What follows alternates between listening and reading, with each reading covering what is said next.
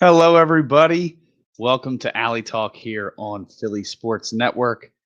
I am Kyle Fisher, one of our credentialed reporters here at Philly Sports Network. We are going to do a quick breakdown of the trade deadline. The MLB trade deadline is just 5 days away on July 30th, a little bit earlier this year. Phillies, despite being in first place, expected to be very active at the trade deadline. There's been rumors about hitters, about pitchers, about potentially even starting pitching, all sorts of different rumors out there. But the question always is, what move do you want to make? Who do you want to go after? And what's it going to cost, first and foremost? Maybe not necessarily you at home, the fans' concerns, but a concern nonetheless. What are the Phillies going to have to give up? What do they want to, or what are they willing to give up in order to go get one of these people at the deadline? Deadline is trickier this year with the expanded postseason. There are a lot of teams that have, I think it's over a 5% chance currently, according to Fangraphs, of making the postseason. So a lot of teams knowing that they're close, seeing the runs that the Phillies have gone on, that the Braves did a few years ago, and other teams have been able to make minor moves and still make that push. So um, time will tell over the next few days. I think some people are really waiting on this last week before they decide if they want to be full-time sellers, if they want to make some small minor moves or what have you. But there's rumors all over the place, and it's really um, up to you to determine what you're most interested in. Do you want to get an outfield bat? Do you want to replace um, Johan Rojas out in center field? Do you want a platoon partner for left fielder Brandon Marsh? Do you want to bolster the bullpen? Do you think that the rotation depth, despite having the best starting rotation ERA in the National League, do you want to see an improvement there? Maybe you don't have faith in the options coming down the pike, whether it be Taiwan Walker or Spencer Turnbull returning from injury next month. I did a little bit of digging myself. I have a lot of people, whether it be through the rumor mill or just my own observations about who we might look at. Kyle Fisher, again, PSN. You can follow us at Philly SN. You can follow Philadelphia SN, rather, excuse me. You can follow me at Kyle Fisher 45. The line is open, so feel free if you would like to join in the conversation. I will be checking out Twitter. Let us know your thoughts as we go through this conversation. But at the moment, I would say the need that most people seem to have identified throughout the year is a potential outfield upgrade, whether that be a platoon partner for Brandon Marsh out in left field, a replacement in center field, maybe a more offensive approach in center field for the young Johan Rojas. There have even been hints recently that if they can acquire a full-time player, regardless of how he does well, that Nick Castellanos may even take a step back, depending on who they get. If they were to get someone, I would imagine like a Cody Bellinger or someone of that ilk, maybe the best fit is to go there. Or maybe if they make multiple moves. I don't see them moving on from Nick Castellanos or demoting him in any way unless there are multiple moves made, because the other two spots have seemed to be a greater area of need, if you will. So Johan Rojas hitting pretty well since coming back up. Obviously, he was sent down for a little bit. I can get the exact number shortly, but Rojas not necessarily doing everything that they wanted to do before being sent down. Got called back up as a result of injuries, but tore it up in AAA during that time, and is, according to manager Rob Thompson, has started to show a lot of the things that the team would like to see from the young center fielder. His defense cannot be overstated, so I would imagine, even unless he's involved in a deal, any deal, he would likely still stay on the roster.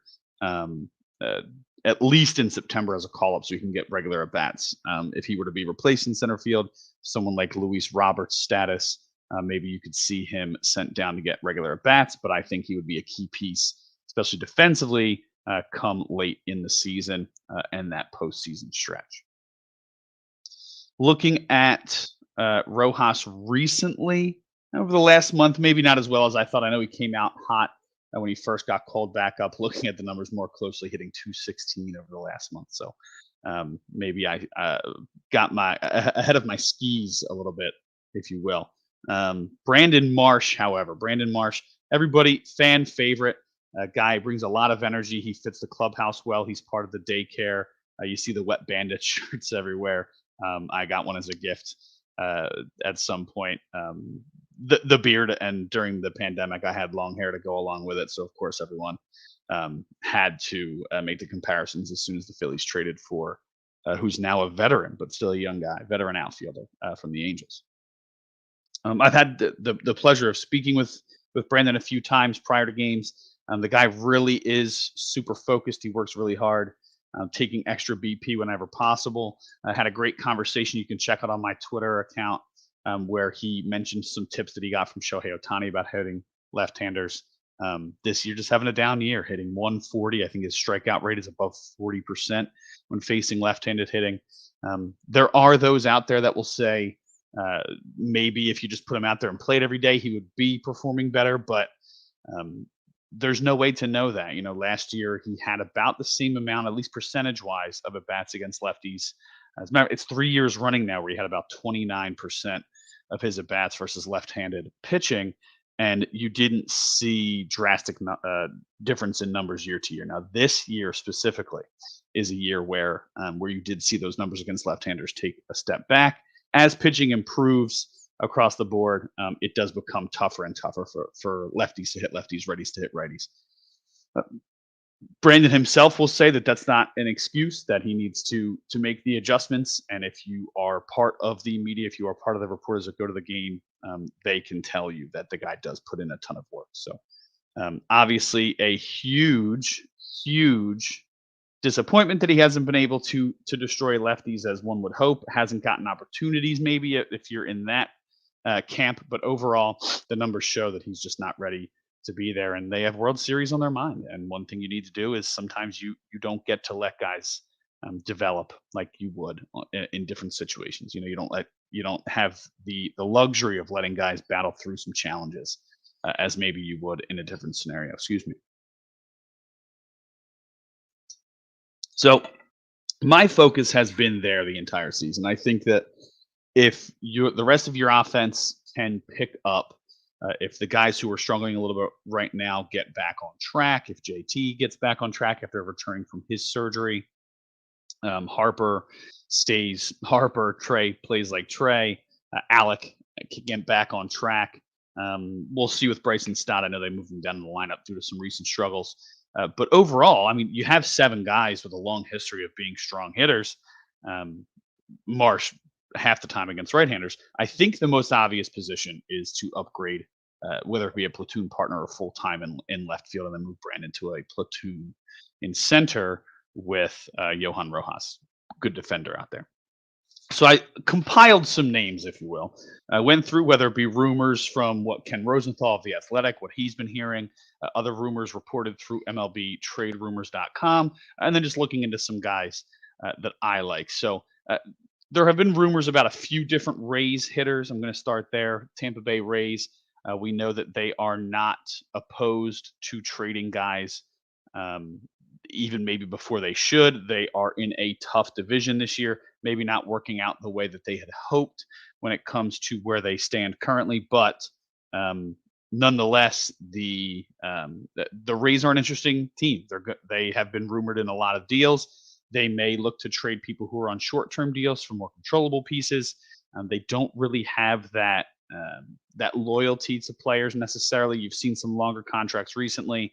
Former Philly Zach Eflin signed a 3-year deal there. It was actually the largest free agent contract that they've ever handed out, which is crazy to think that Zach Eflin of all people got that for a team. Not that I don't mean that as a knock on Zach. He's a great pitcher. But some big names have been thrown around, not necessarily all fits for the Phillies. So guys I crossed off my list right away: Brandon Lowe, Yandy Diaz, Isaac Paredes, those type of guys, mostly infielders. I don't see them bringing in someone to supplement Stott through his struggles. I think that he'll likely remain in the lineup. but the other, that Bohm is solidified in his place at third base, and then obviously you're not going to move anywhere away from your shortstop and your first baseman in Trey Turner and Bryce Harper, respectively. So I'm looking more at the outfield options.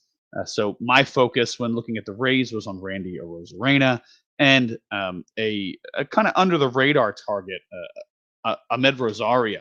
One thing I like about Rosario, he does have greater flexibility. He's not only played the corners, I believe he's even tested center field, but he also can be an infielder if needed. So even if people start figuring things out, he can be a supplemental move where you make another move, bring him in as a bench piece, a utility guy, whatever the case may be. But specifically looking at lefties in his career, so he's having a good year in part-time play this year, hitting 306, 14 doubles, three triples, two homers, seven stolen bases, does a little bit of everything.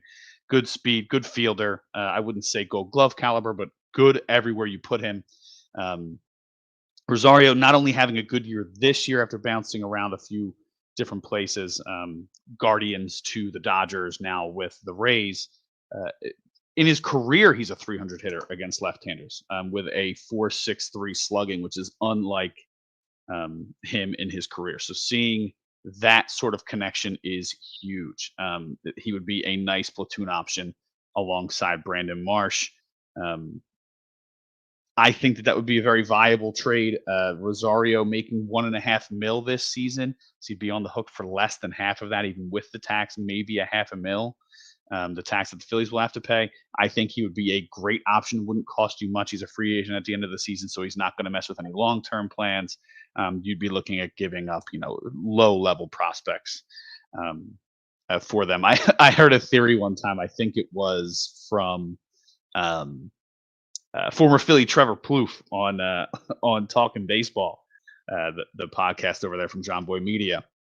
He had a great quote one time that if you're ever thinking about making a trade with the Rays, you should call them, tell them who you're interested in, tell them to tell you who they are interested in your farm system, and then hang up the phone and promote those guys because the Rays just have a way of identifying hidden gems in other people's systems. Not what I'm suggesting here. I would want them to move forward with a Rosario trade if that was on the table. That's a more minor move. I know that doesn't excite people as much, but definitely a player to keep an eye on if you are interested in minor upgrades, which I think at one point a lot of people thought it was going to be more minor.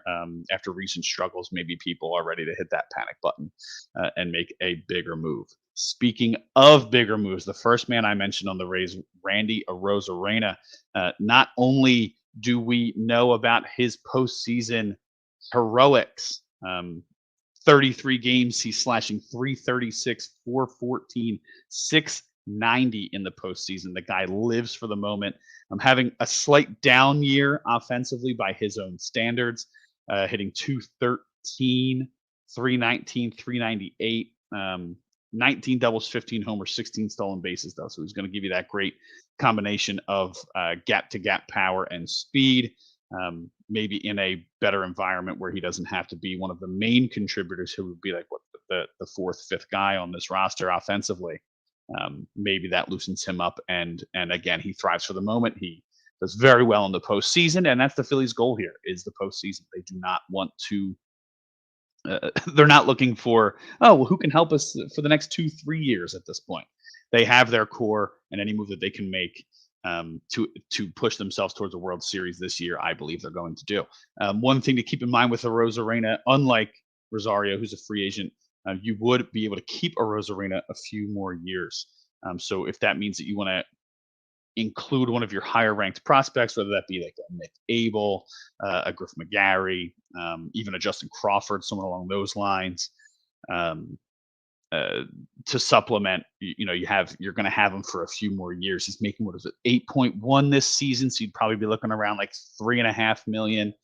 You would owe him this year. I don't expect the Rays to take on much money, but then you have 2 arbitration years left after that for a Arozarena. So not much worry about giving up too much for a guy you're going to lose. We've all seen what a Arozarena can do in the postseason. He's a guy who thrives off the moment. I think he would step foot in Citizens Bank Park in a game in October and I mean, cameras on, lights are on. It doesn't get better than Philly in October, and I think that he would rise to the occasion big time. Only 29 years old. He'd have plenty of two arbitration years left. Yeah, you'll have to spend a little bit of money, but this team is in championship mode. Money isn't going to bother them. At least I don't feel.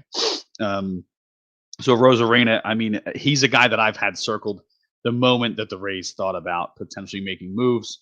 Um, why wouldn't you circle his name? He looks incredible. We know what he's done in the postseason, uh, and having a guy like that on the roster would definitely be huge. I don't know how everybody feels about a Rosarena, but like I said, if you do want to join the conversation, check us out on Twitter. You're already watching on Twitter, on YouTube at Philadelphia SN, Philly Sports Network, wherever you want to find us. Myself, I'm at Kyle Fisher 45. If you want to tweet at me about your thoughts here, let's take a look. I'm checking YouTube comments real quick. See if we have any comments. Not yet, but I will respond to any comments if anybody brings them to the stream while I'm on here. So I'm gonna kind of go team by team. I broke it down team by team, and that's the approach we're gonna take. So I think that for the Rays, I'm gonna hop over to pitching. If we're gonna go team by team, there was recent talk about the Rays potentially. Um, Excuse me, not the Rays. The Phillies potentially targeting starting pitching, which was a little bit of a surprise for me to hear. And they mentioned high end pitching with Garrett Crochet and Jack Flaherty. I don't see them going after a big guy, but at one point, Dombrowski had the best ERA when he was the general manager of the Tigers, and he went out and added David Price. So it wouldn't be unheard of. My focus has been more on, excuse me, mid relievers, guys who can do swing roles, eat some innings out of the rotation. And I know we mentioned him earlier. Zach Eflin is a perfect candidate for that. Had a great year with Tampa Bay last year. Excuse me. 409 ERA this year. He's an innings eater. He's a guy who can go out there and give you six every time out.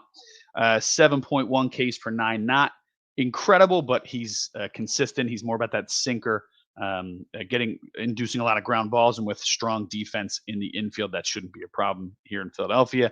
He is making a good amount, 11 mil this year, 18 mil next year. If you take that money on, you're going to be paying a lot in taxes, but you'll be able to probably give up a lesser prospect. And at the same time, it's familiarity. He knows what it's like here. He's not going to be stunned by the big moment. He's not going to not understand what that's like. He can give you. He's been a starter all year for Tampa Bay. He can be a starter for you down the stretch. Give your guys some additional rest. Keep Zach Wheeler and Aaron Nola healthy. Ranger Suarez, give him a little bit more breaks. He's on pace to pitch more innings than he ever has. Christopher Sanchez, this year's breakout for the Phillies in the rotation. He's already beyond his most innings in a season at the major league level. So I think that adding a guy who has some flexibility would be great. And he's pitched out of the bullpen for you in the playoffs before, so it wouldn't be foreign for him to do so. Better than having Taijuan Walker on the postseason roster and him not seeing the field, right? I mean, I don't like to hate on a situation. Obviously, I don't know what went into that other than Walker struggles in September, but it would be great to have somebody who you can rely on out of the bullpen, as you have in the past with Zach Eflin. And apologies again. Another guy to look at for the Rays, Peter Fairbanks.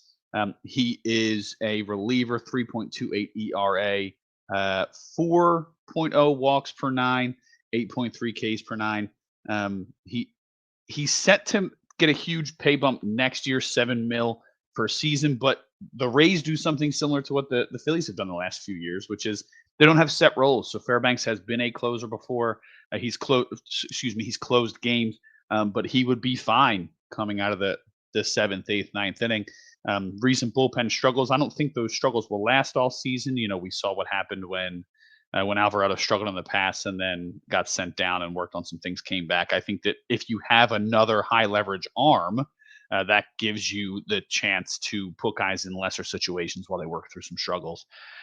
So you don't have to send them down and bring up a maybe a quad A pitcher, and hope for the best, right? If you can move Alvarado to a fifth, sixth inning role, um, bring in Fairbanks to pitch in higher leverage. If you have a Kirkering coming out fifth and sixth inning instead of seventh, eighth inning, not that he can't handle it. He's shown stretches where he can, but we know how volatile relief pitching is. So I feel like if you have strong relief pitching and you add more strong relief pitching, then you are just setting yourself up for long term success. You know, you see Alvarado started the year great and Gregory Soto struggled. Now they've kind of reversed places. So do you want to go after a guy like Pete Fairbanks, like a 3.28 ERA? So numbers not lighting up the charts. You'd probably owe him around $1 million this year. He's making 3.67 on the whole year. Jumps up to 7 million next year. So you'd have him, and then next year. So Fairbanks is someone to keep an eye on. They have a plethora of guys. There's Adams out of their bullpen. They have quite a few players. Fairbanks is one of the bigger names and a guy that I've had my eye on for a little bit. So that's why I went with Fairbanks. Let's take a. Is there anybody else that I missed from the Rays? There were some. Yeah, who is it? Philly.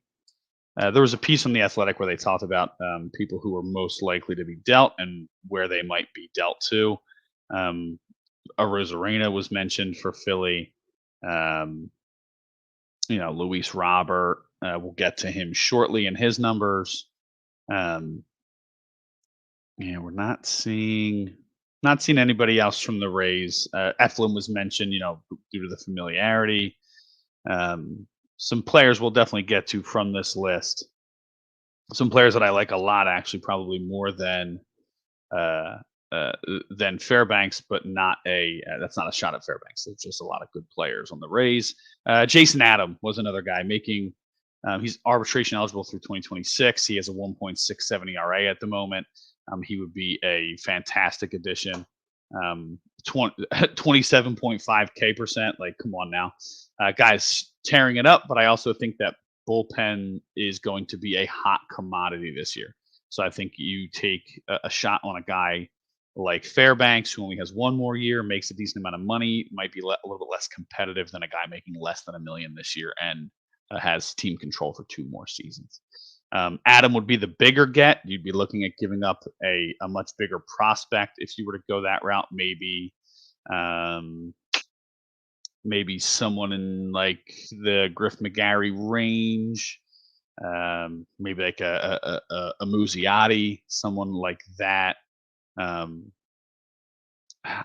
don't know if you'd go like George Claassen. Maybe he's a guy who a lot of people have shown interest in, according to reports. So he would be a viable trade option there. You may have to give up 2 guys depending on who you're going with going with for Adams. So obviously it would depend on who one of those pieces are. Maybe a Griff McGarry guy who goes back and forth if they see something in him that they like. That could be another viable option for a trade piece for the Phillies. Moving on. Our next team that I liked a lot. So there were some other people out there. The Giants have a few players that they might be willing to move on from. I'm not a huge fan of the players that are conceivably available on Sam Fran's roster. Maybe someone like Blake Snell, who that will likely opt out after this year. But I didn't dig too deep into the Giants players. I don't think they're going to be a trade partner for the Phillies. Another team that this tends to happen at times where teams become partners. They trade a lot in the early and mid 2000s. It was the Phillies and the Astros. It seemed like every couple seasons they were doing a trade. You go back to the Billy Wagner, Brad Lidge, Roy Oswalt, Hunter Pence, all done at different times, brought over from the Phillies, to the Phillies from the Astros. The Phillies have made a few trades with the Los Angeles Angels as of late. No talks related to their former star player, Shohei Ohtani. None related to their current star, Mike Trout, local-ish Philly guy, New Jersey guy. But plenty of rumors about their outfielders. Kevin Pillar is having a resurgent season. A guy who I thought might retire, had a little bit of a down year the last couple years. He's lighting it up. Maybe a target. A lot of people have been focused more on Taylor Ward.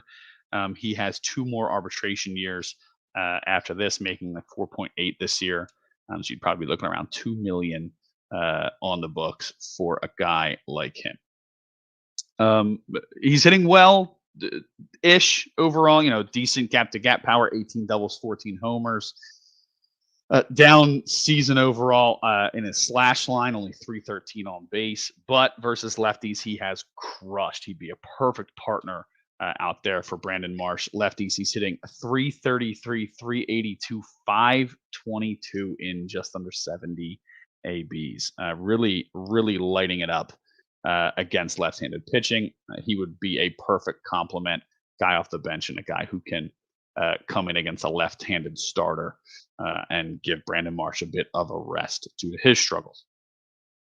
He's an obvious candidate. A lot of people have spoken about him. I think anybody looking for outfield help would be looking at a Taylor Ward, especially if you need help against left-handed pitching, as the Phillies do.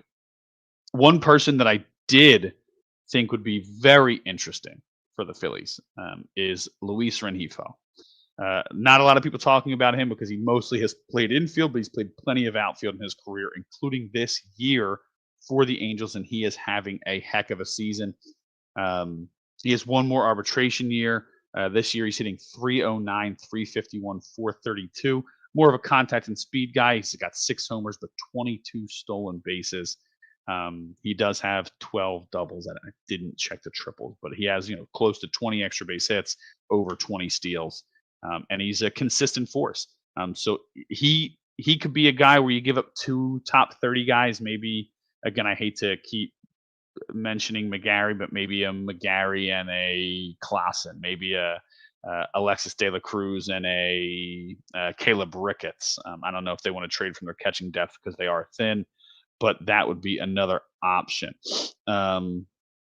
So I don't think you're going to have to give up too much if you want to get both guys. That's a different story. Now you're talking about trading someone from that top 10 in your depth. So maybe not a target for both guys, but he's a guy that can play all over the field. So it doesn't trading for someone like Ward or someone like Arozarena or similar to Rosario, but he's played a little bit more this year, probably a little bit more of an impact player at the moment. He's a guy who could be a utility guy. So if you do make multiple moves, he's a guy who I could see the Phillies bringing in to not only help out in the outfield, but help out in the infield when needed, similar to what Whit Merrifield did or was brought in to do to start the season.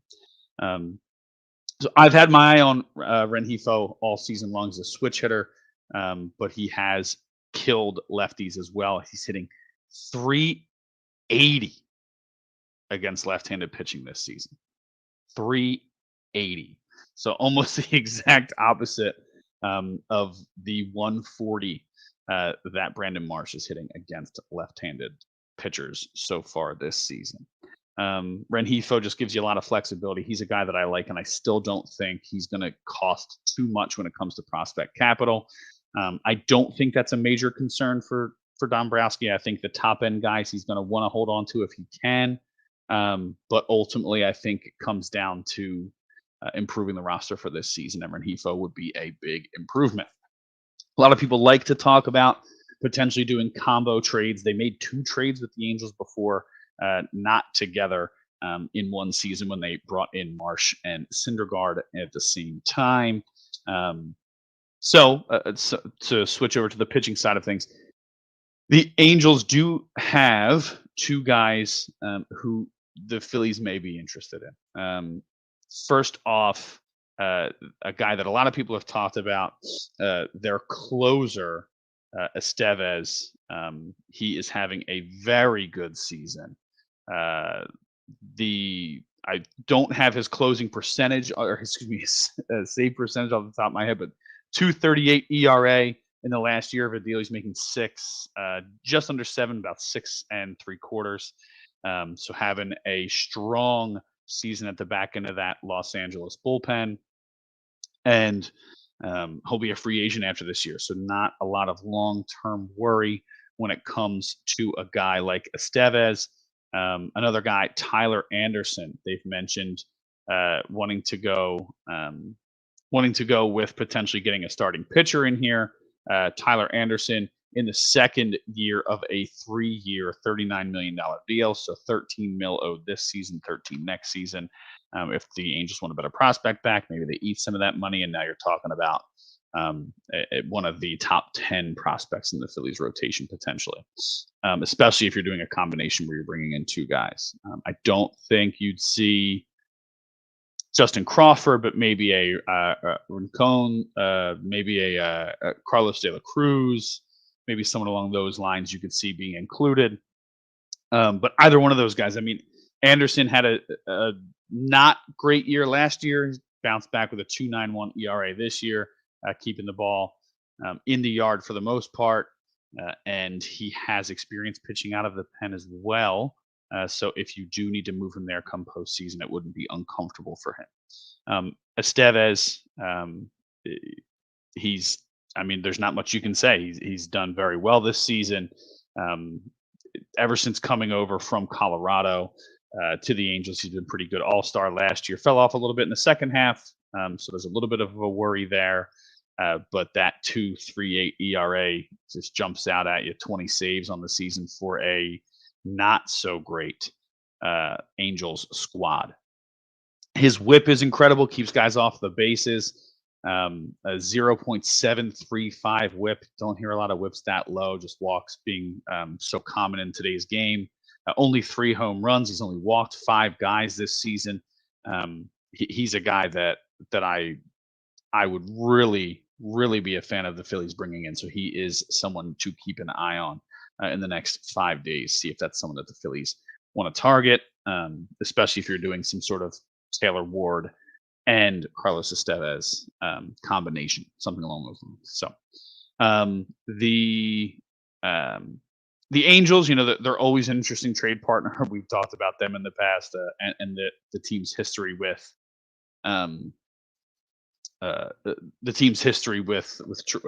trading with each other. So definitely someone I could see. You know, again, if you're targeting one of those 4 guys that I mentioned, you're probably looking at 2 top 30 prospects, maybe in the like 11 to 30 range. If you are bringing in 2 of them, you're going to have to bring in one of your top 10 prospects to get a deal done. And people are going to be targeting the Angels. They know where they stand in the standings, and they know that they have good pieces that they can move. So there's been some talks about the Orioles potentially moving on, since they have such a plethora of depth, moving on from someone like Ryan Mountcastle or Cedric Mullins. I'm out on that whole situation. You're going to have to give up some starting pitching. I don't know who you would give up to satiate the Orioles' appetite. I don't feel like they are the perfect trade target, but if you're interested in trades across the league, keep an eye on them for potentially trading major league offense for major league pitching. White Sox are obviously going to be mentioned. Garrett Crochet was someone that was mentioned as the Phillies being interested in. I think the entire league is interested in Garrett Crochet. A name that's come up, maybe not having the year that we expected, but Michael Kopech. A guy throws really hard out of the bullpen, used to be a starter, has years of control. So a guy that if you were to trade for him, you could deploy him in high leverage. You could get multiple innings out of him, and then the offseason, if you're a pitching coach, which, you know, we all know how the Phillies have found some hidden gems as of late when it comes to pitching, maybe they see something in Kopech and could move him back to the starting rotation next year if you want to move on from someone like Taijuan Walker or something along those lines. So the tough part with Crochet, there's been reports that Crochet, not Kopech.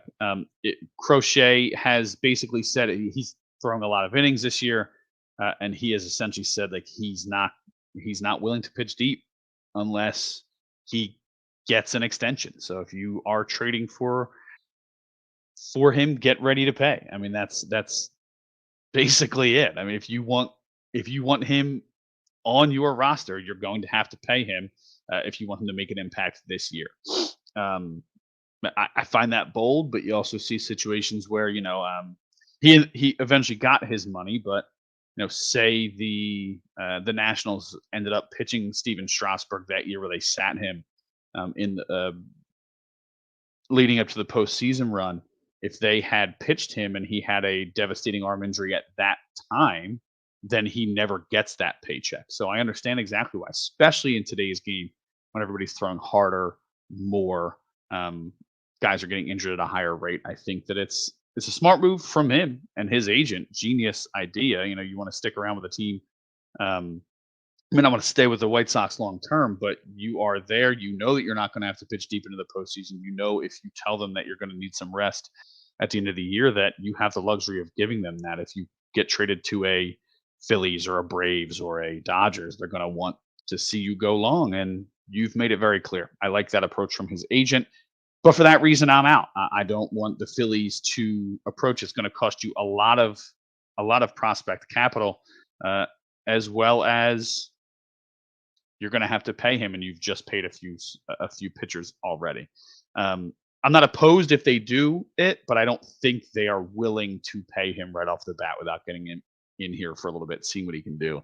I think they would want to see him throughout the season, throughout the end of the season, and then potentially do that move. And I don't think that's on the books. I think if he gets moved at the deadline, he's going to get paid, and I don't think it's going to be by Philly. That doesn't mean that there's not pitching options out there in Chicago, though.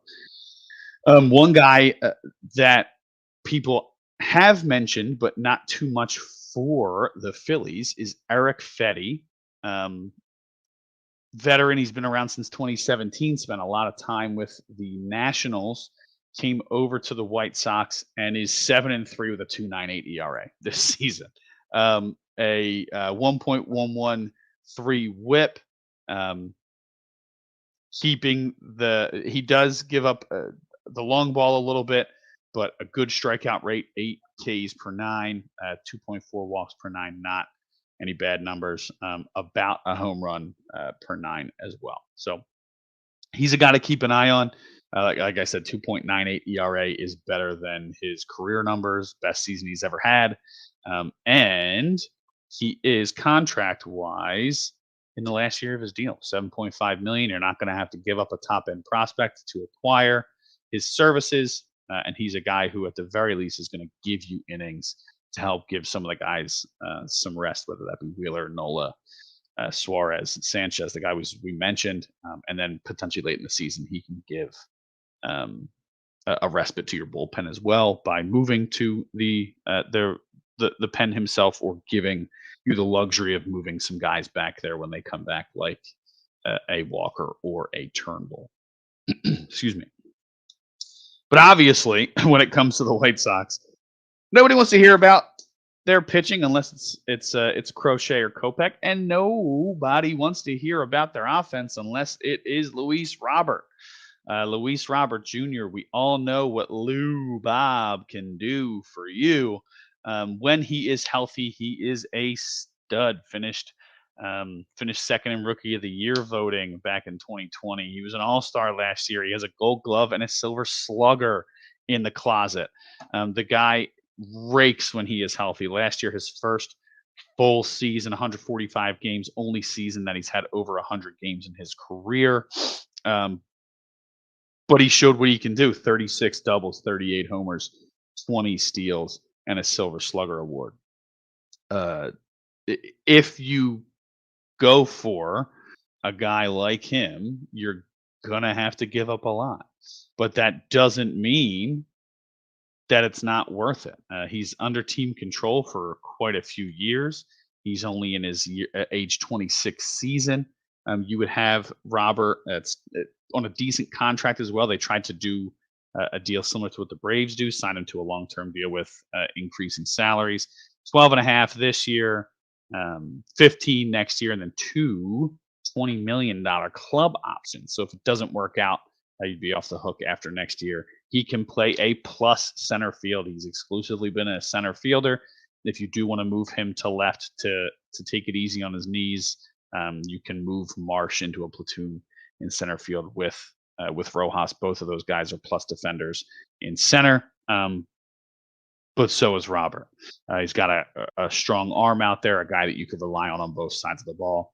I think you're talking about, potentially giving up but if you don't give up Painter and Miller, you've got to give up, four guys, probably four to start.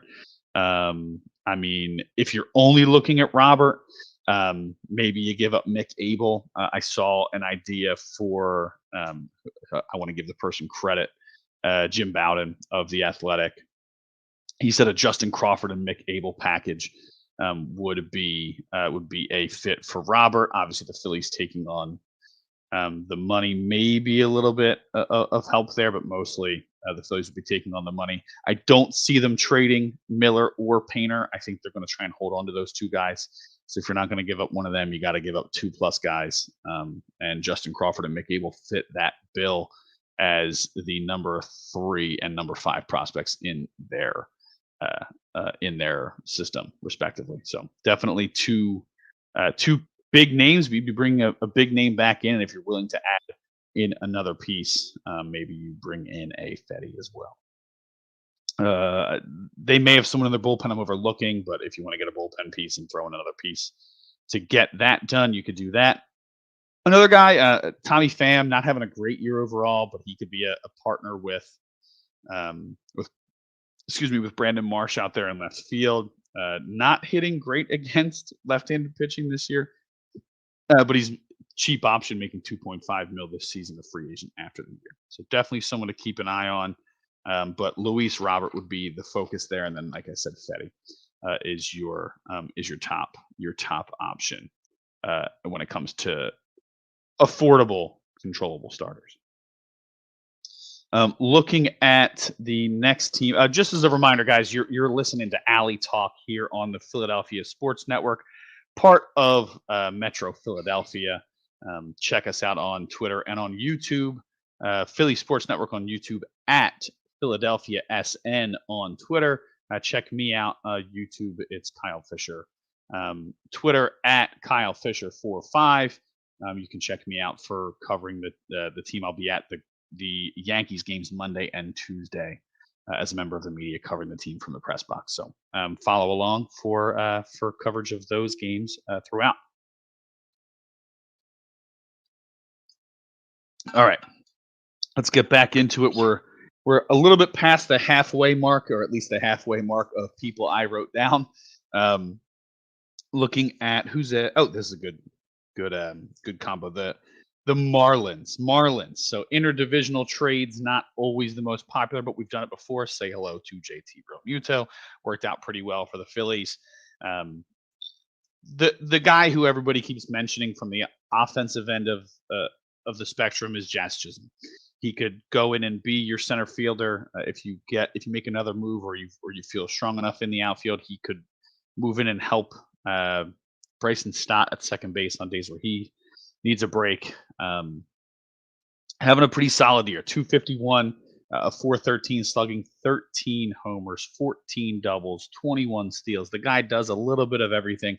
He's got a swagger and an attitude. He was on the cover of MLB The Show. A little bit of controversy between he and Miggy Rojas. I was now at the Dodgers after Rojas left about maybe the way some of the younger players were treated on the Marlins. People who are fans of the clubhouse vibe are pretty torn on Chisholm. I don't know how well he would fit, but I think the players on this team would do everything to embrace him and allow him to be himself. I think you're allowed to be loose. There's a difference between loose and confident versus irresponsibly cocky, and I don't know where he falls because the Marlins have struggled during his time there. Yes, they made the postseason, but mostly that team has not performed. So time will tell once he's in a situation where he's on a team that's ready to win, like the Phillies, or he's been rumored in talks, or not in talks with, but the Yankees have been interested in him. So rumors abound about where he might end up. Looking at his numbers versus lefties aren't great. I mean, he's a left-handed hitter himself. He is under team control. So you'd be looking at giving up one of your better prospects. He's only making 2.65 mil this year, so wouldn't be on the hook for a ton this year. But 2 more arbitration years, I would expect that to go up significantly. just quick hitting on the Twitter.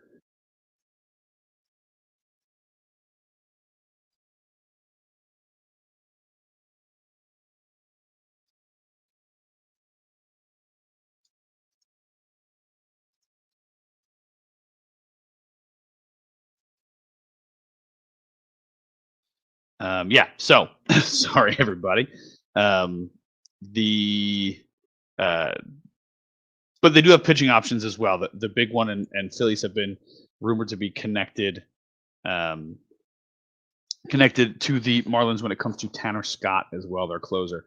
Having an incredible season. He's in the last year of a deal, 5.7 mil this season, free agent next year. Um, might not cost that much considering that, unless again he's part of a combination. You're going to have to look at giving up one of your top guys, but maybe Griff McGarry gets it done. I don't know if they're too keen on us sending them former top-rated starting pitching prospects after the Sixto Sanchez involvement in the JT Realmuto trade, but he is a viable option for sure. Scott, left-handed pitcher. Um, he is striking out over 10 Ks per nine, 1.21 ERA, which his WHIP is under one. Um, just having a heck of a season. He's going to come at a premium. I think there's going to be quite a few teams that are interested in him, but definitely a guy to look at. Again, I don't predict that there will be a ton of combination trades per se, but if you're looking at the Marlins and you're looking to fill two holes at one time, um, or two areas of need at one time, better phrasing. um, please don't clip that, Matt. But those are two guys that could fit the mold. I personally think that they would prefer to go after a right-handed bat in the outfield, um, to keep Marsh in there regularly. I think that if you bring in Chisholm, you're probably replacing Rojas or replacing Marsh, with his efforts, or you might consider it to be duplicative. But uh, Scott is definitely someone I would target first. If they get Chisholm, I won't be disappointed. It'll be interesting to see how his swagger fits with the rest of the more quiet swagger that the Phillies have.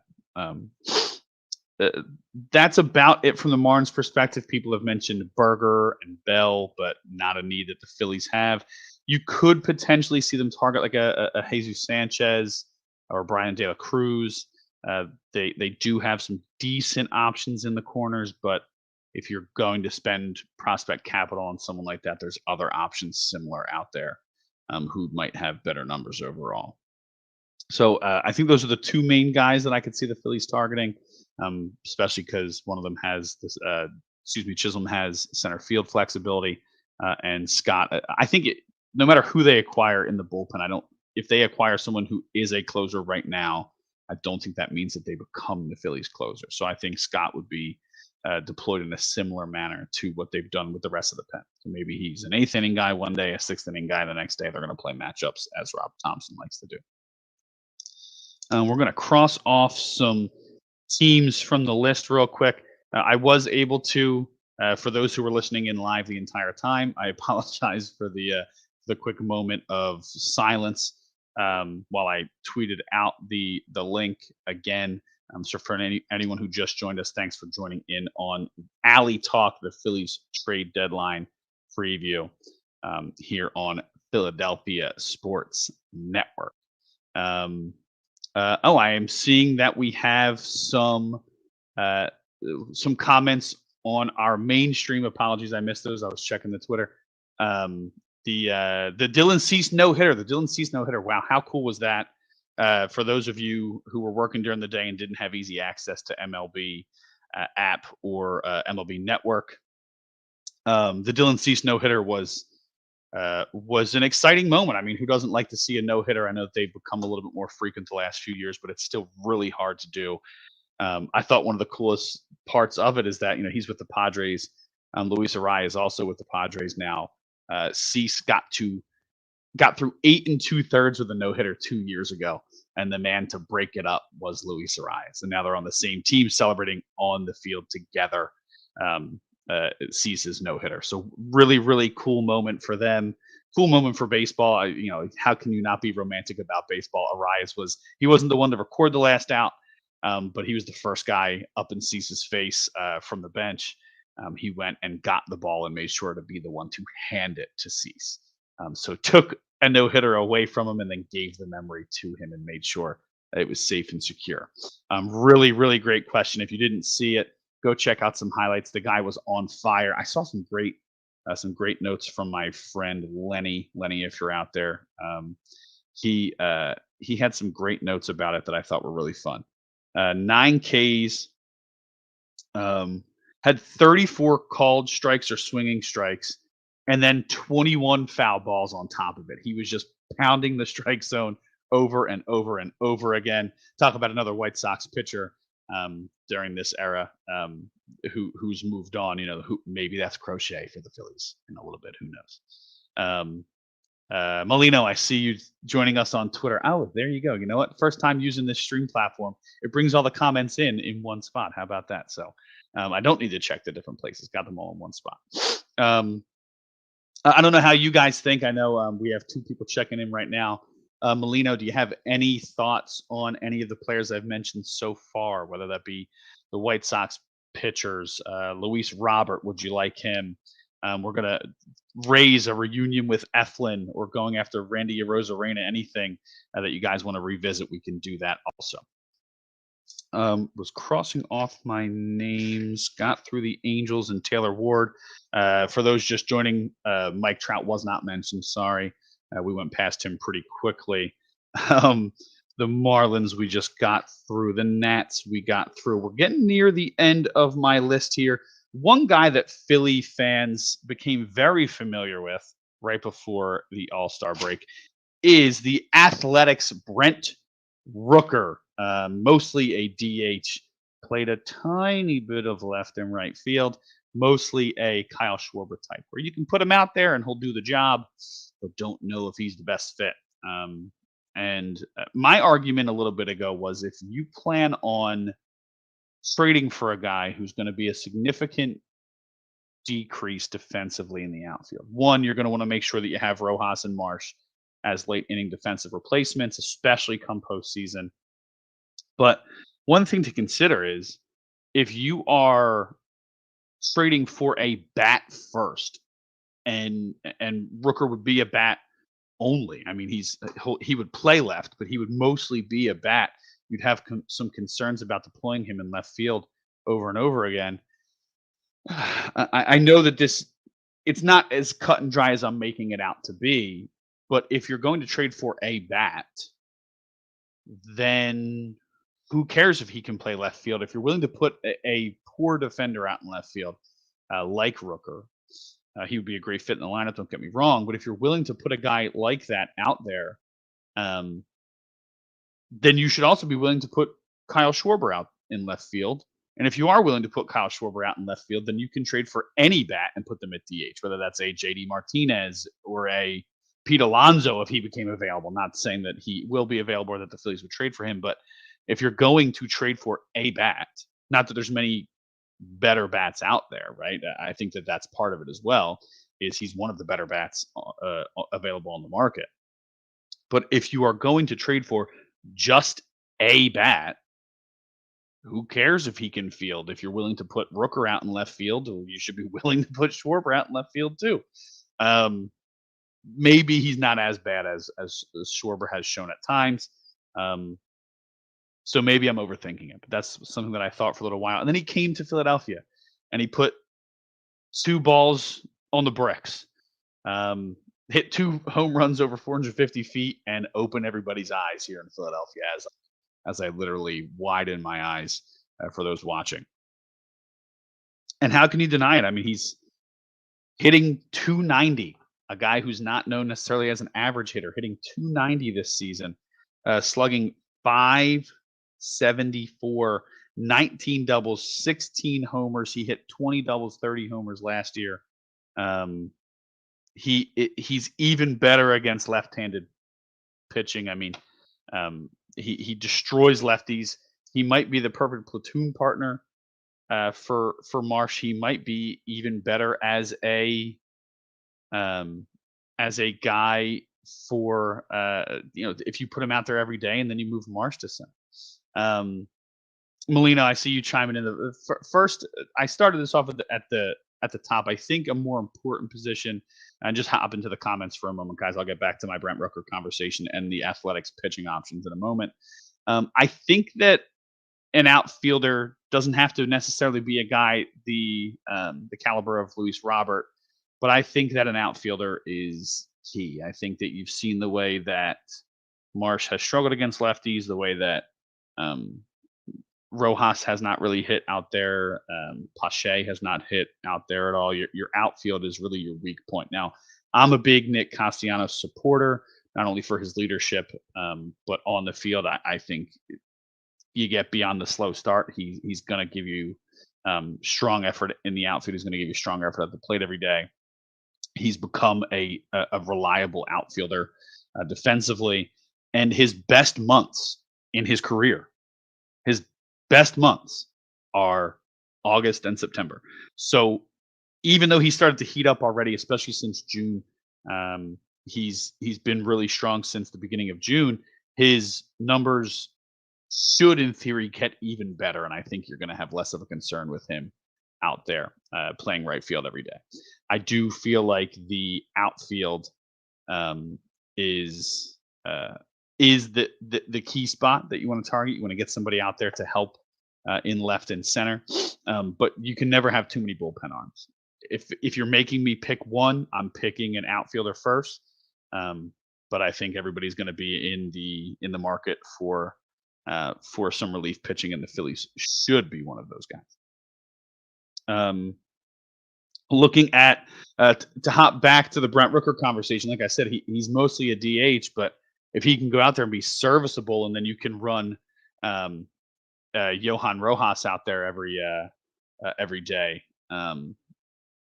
The if you can run Rojas out there every day and just shade him to help cover he and Castellanos out there, we'll see. Another question from Molino in the chat. Um, Two people in the bullpen he feels you can trust at the moment, Strom and Hoffman. I think Alvarado will be fine. I don't want to say that it's a guarantee, but from the time he got called back up last year through the beginning of June this year, he's like one of the best relief pitchers in all of baseball. I think that guys go through this. There's a dead arm period. He's been used a lot. I think getting him a little bit of rest, relax in a less stressful situation. I also love that we saw Strom come out in the ninth inning the other day. I think that is huge to have a guy like that come out and show what he can do for the pen. I think that having him, it felt like he was always in that like first guy out of the pen role, but to see him deployed late was great. The way that Soto has covered for him has been great, and it gives you an opportunity for Alvarado to figure out whatever's going on with him. Despite us being past the halfway point, despite us being past the All-Star break, there's a lot of season left, and I'm not super worried about Alvarado, but it can never hurt to add another arm. I think you have three really strong lefties. I think you have, if you're going to add somebody, probably going to add a right-handed reliever.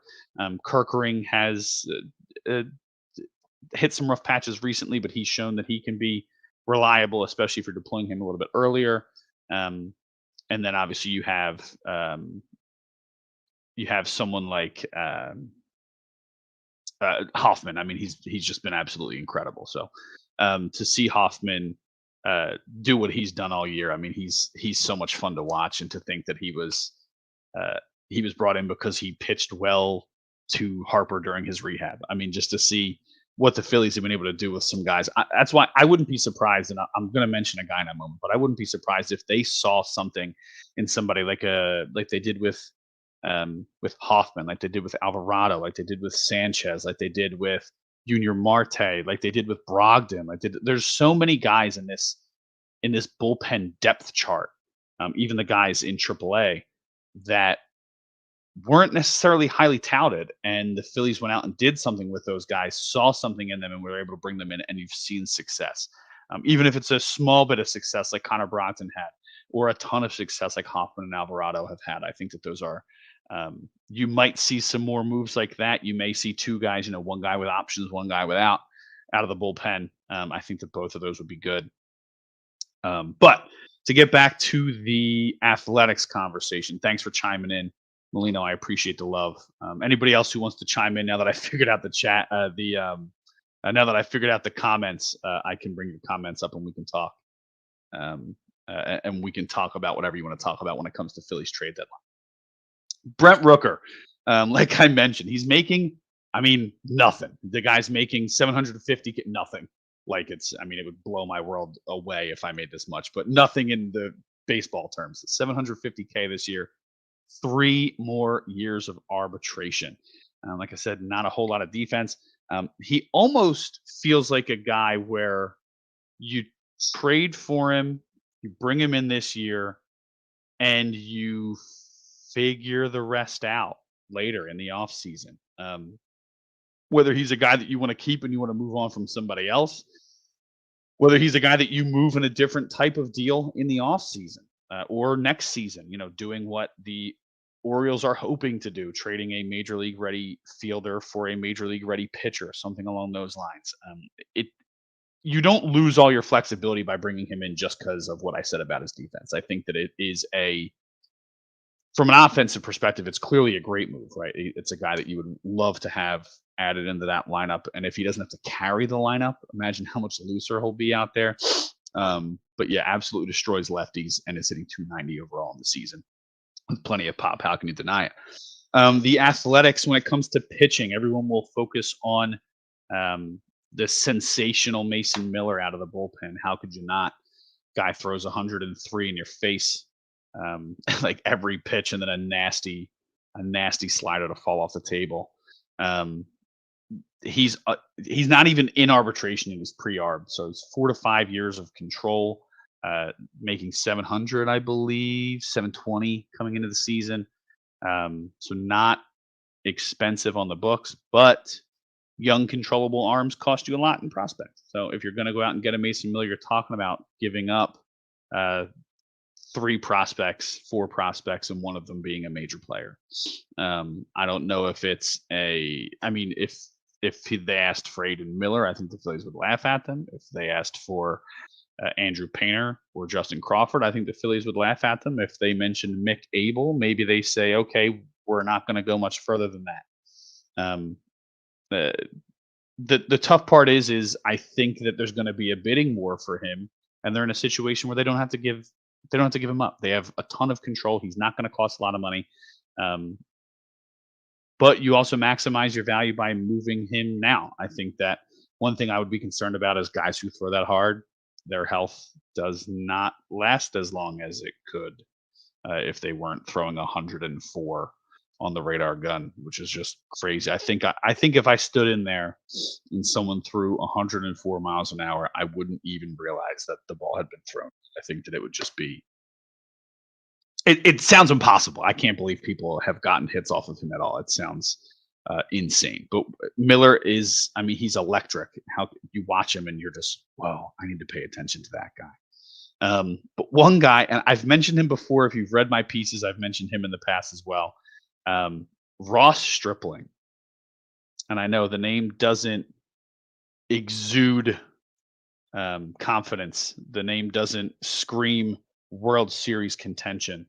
But Ross Stripling is a guy that you would not have to give up much for. You might not even have to give up a top 30 prospect. You're talking about like 2 guys in rookie ball, maybe 1 guy in rookie ball.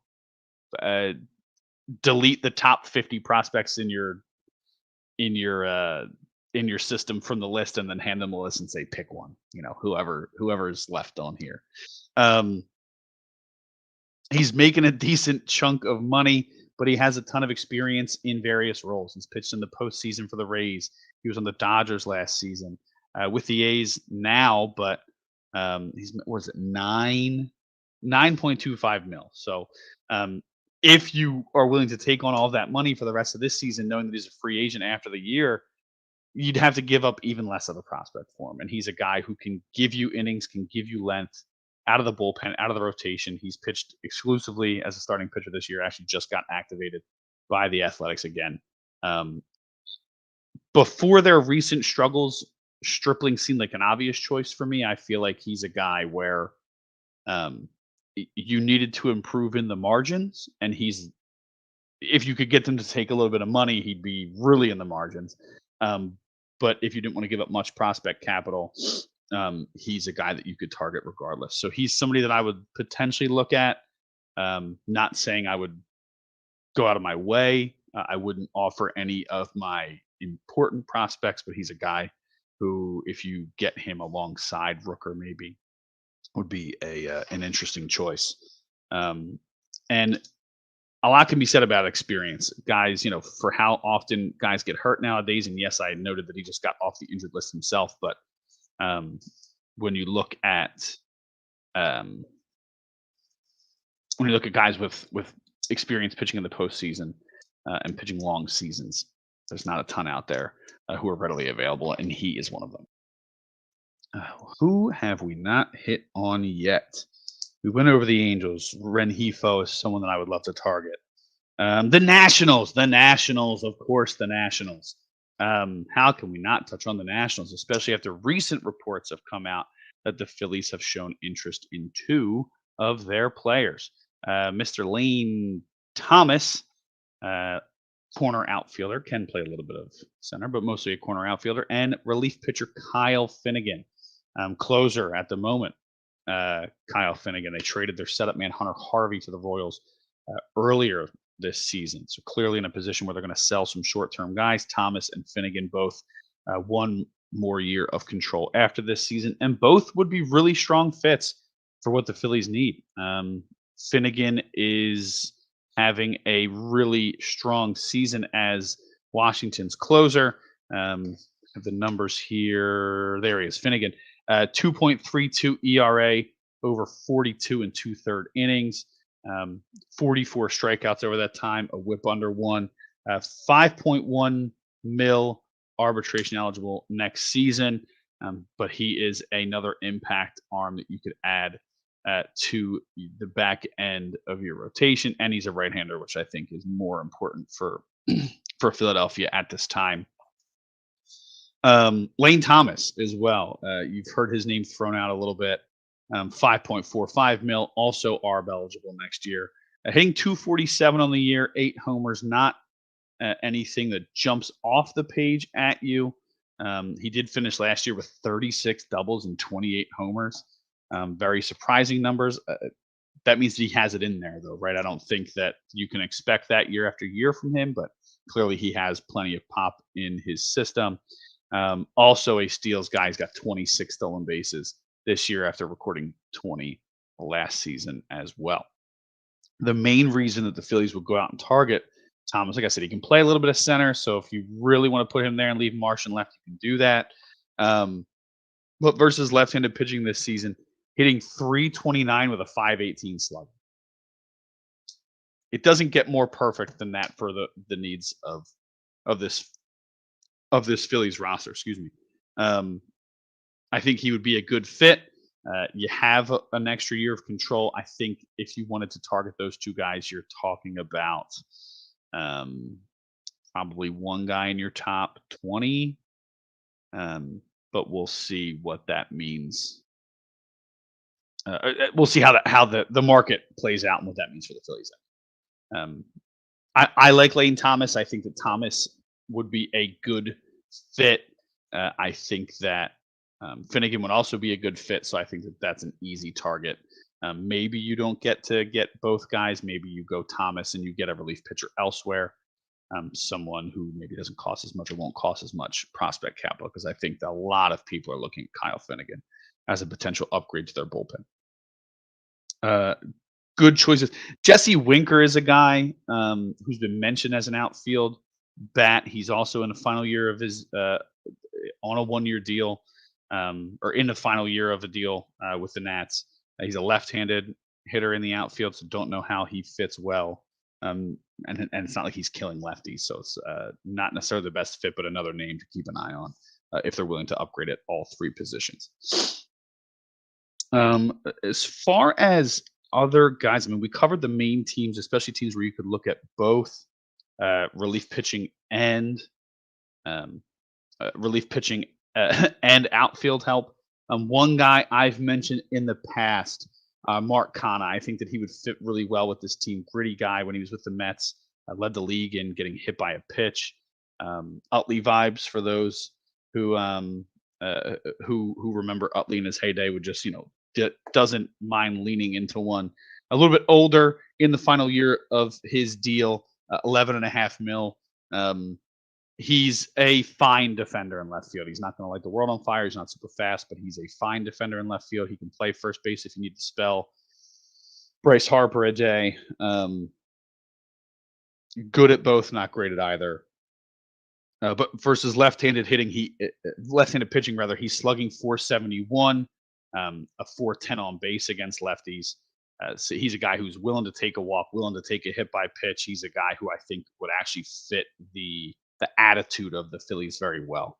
A 338 on base overall, 234 overall batting average. So a little bit of a down year when it comes to batting average. But again, you're bringing him in to be a platoon partner with Brandon Marsh, and he fits that mold perfectly. So he would be somebody you could target.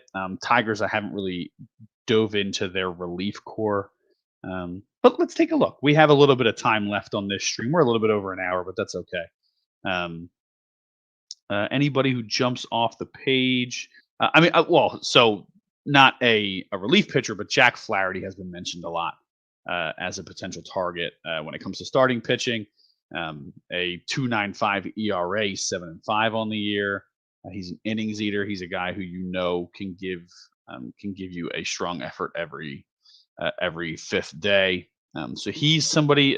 Skubal, I think, is going to be out of their price range. I think you're looking at the Dodgers or the Orioles going out and trying to get a guy like Skubal if he is even available. But Flaherty, 11.2 Ks per nine this season, really having a good year.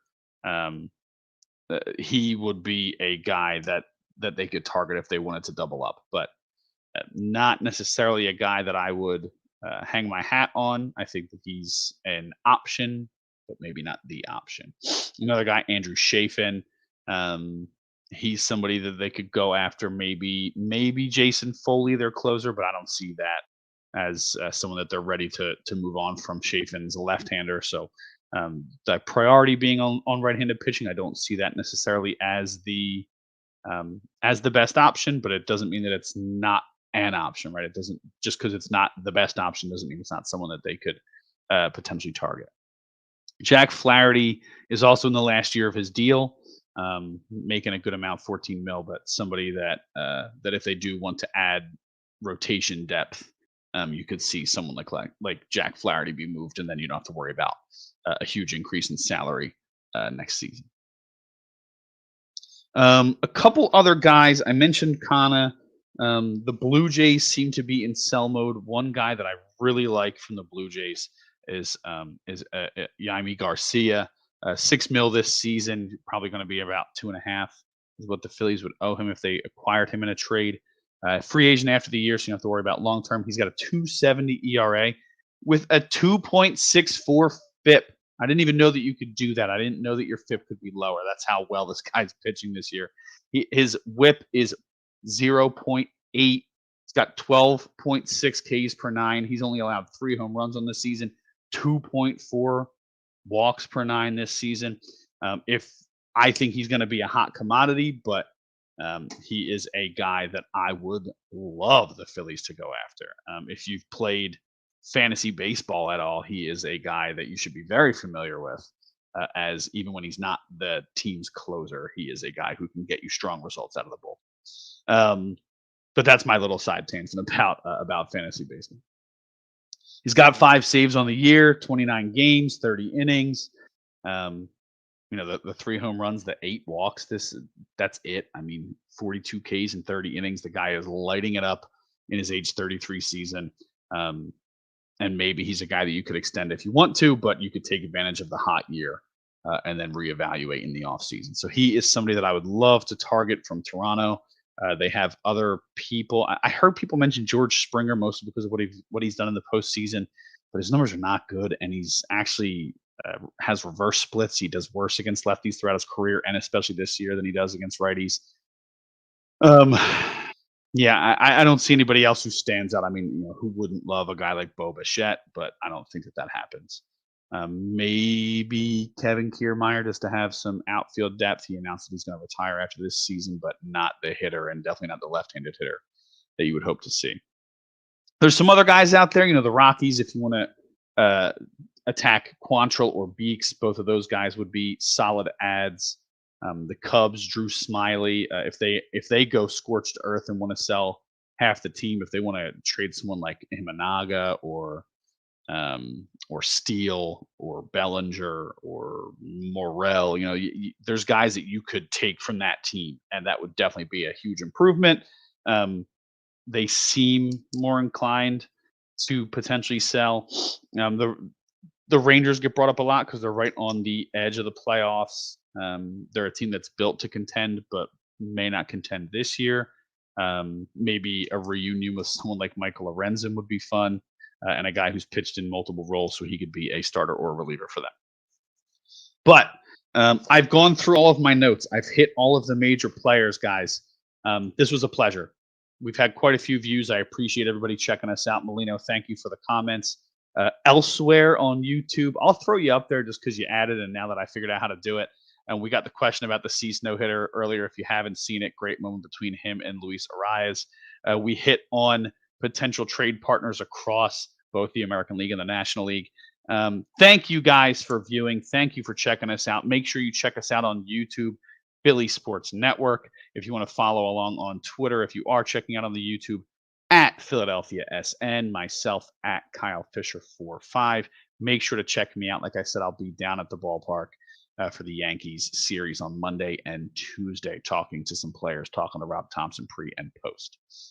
Check all of our writers out at Philly Sports Network. Great coverage of all the five major teams, including the Union.